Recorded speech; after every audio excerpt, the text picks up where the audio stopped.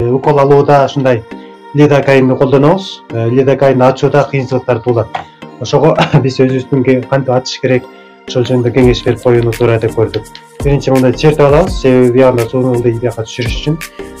Толук түшкөндөн кийин ана аракеттерди кылып баштайбыз. Могу ягында мындай меткасы болот экен туугандар. Ошол меткасы адамдын өзүн карап туруш керек экен. Муну ачыш үчүн бул шприцтин жардамын колдонобуз. Мындай салабыз дагы. Мына. Мына. Машалла. Ушундай кылып туруп ачабыз. Морегинде меткасы болот экен, көк бул. Ошол адамдын өзүн карап туруш керек экен да, сындырганда сынбайт да. Мынакей. Оңой ачылат да.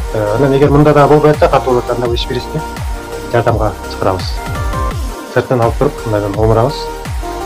Патле болуп калат да.